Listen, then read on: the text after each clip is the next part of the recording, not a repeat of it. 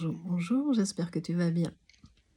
Une petite vidéo décontractée, un peu pour peut-être te montrer ma façon de manifester aussi, ou la façon dont les choses se manifestent. C'est le début de semaine, j'étais un petit peu, on va dire, tendue sur qu'est-ce que j'ai à faire, quelle direction prendre, etc. Et je suis revenue à moi dans ce moment de... je dirais de vacances, c'est-à-dire de laisser de la place pour faire de la place à du nouveau. Juste dans l'instant, ne rien faire, ne pas chercher à faire, simplement être, bien sûr. De quoi j'avais besoin là, finalement, quelle était mon envie, mon désir, en tout cas, c'était...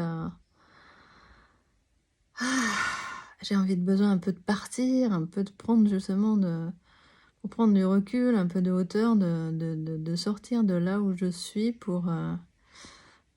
comme des vacances, finalement. Vacances, c'est aussi l'espace, justement, du temps. Et au rien faire. Et finalement, ce temps-là, ce rien faire, je peux le manifester instantanément. Et donc, quand je pense à ça, vacances, qu'est-ce que ça m'évoque pour cet été, etc., je commence à visualiser, surtout sentir, et ça me fait comme une détente dans mon cœur. Je sais pas si tu vois ce que je veux dire, une détente dans le cœur. C'est à cet endroit-là que le désir, en fait, se place. C'est vraiment très innocent comme un désir d'enfant, et je sens comme un sourire dans mon cœur. Je place un sourire dans mon cœur. Quelque chose s'ouvre, se détend, et la joie est là. Et à partir de là, qu'est-ce qui s'est passé d'ailleurs presque instantanément? J'ai reçu un message d'un ami qui m'invite justement une opportunité de faire un break cette semaine dans un endroit agréable, etc. etc. Et incroyable, n'est-ce pas? Et une chose aussi qu'un ami m'a partagé qui me fait penser à ça aussi. Il était dans un restaurant, il voyait une œuvre d'art, apparemment dans la boutique d'à côté, ou une exposition, et il était comme attiré, happé, ça résonnait, et il est allé la regarder, et puis l'acheter, en fait. Et c'est ça, en fait, vraiment, cet élan du cœur, ce désir de manifestation. Il y a une telle force, une telle puissance, presque une telle innocence, peu importe le prix, ça n'a aucun rapport avec le prix. À ce moment-là, c'est tellement un accord avec toi, avec ton cœur, en fait, justement. Cet accord du cœur, et là est la puissance de création, dans le cœur. C'est pas dans la tête.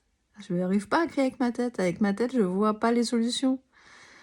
Je vois que les obstacles, je vois ce qui est pas là, je suis pas dans la gratitude de ce qui est là, j'arrive pas. Mais si je me place dans mon cœur, dans ce désir-là, autour de moi, je vais voir autre chose. Je suis dans une autre fréquence, une autre dimension. Et un peu une private joke là, avec une de mes accompagnées qui a su trouver ce qu'il fallait me dire pour me mettre dans cet état de joie. Et c'est comme si, c'est sans filtre d'un coup, pouf, ça va comme une flèche de joie qui vient dans mon cœur, et à chaque fois ça me fait sourire, rire même, et ça me remet instantanément dans cet état d'innocence, de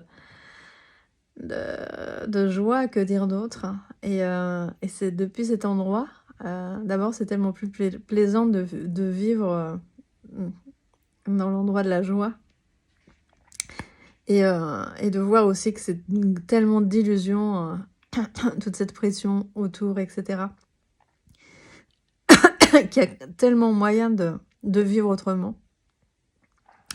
Et ce que je vous souhaite à tous, à toutes, présentement. Voilà, si tu as envie d'un accompagnement, tu sais où me trouver. Il y a aussi un Mindset 717 qui est aussi très joyeux pour impulser du nouveau dans sa vie. Oui, c'est vraiment important ça. J'avais oublié de le dire quand je parle du Mindset 717, qui peut faire un petit peu sérieux.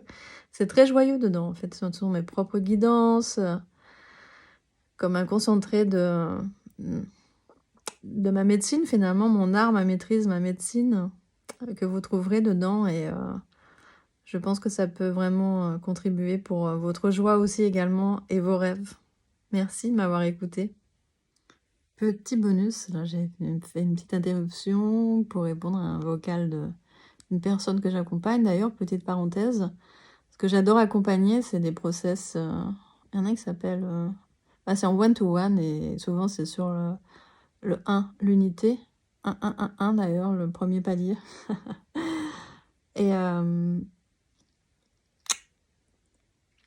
Et donc, dans ces process accompagnés, il y a un fil illimité de messages, c'est-à-dire qu'entre les séances visio, il y a ces échanges qui permettent de continuer de processer en fait en continu, à la demande, quand c'est utile, quand c'est nécessaire.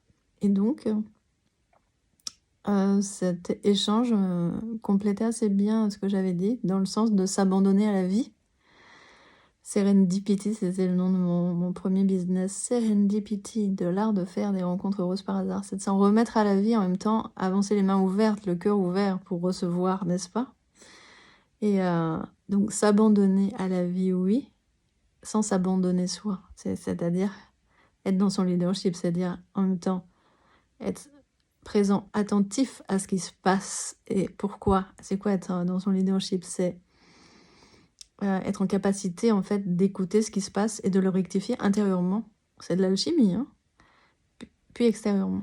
Et donc c'est presque une écoute constante en fait de qu'est-ce qui se passe là, ça c'est un schéma automatique en moi. Est-ce que j'ai envie d'être en mode automatique ou j'ai envie diriger ma vie, de faire alliance avec la vie? Et je me remets dans le courant de la vie, c'est-à-dire que ce qui a été erroné, une contraction énergétique qui induit une croyance, etc., qui induit, qui fait ma réalité, je peux le rectifier en écoutant l'énergie qui est bloquée, en réinformant intérieurement, et en redéfinissant une croyance plus utile pour moi. Important aussi, en ce moment, je me rends compte que j'allais souvent voir les ombres.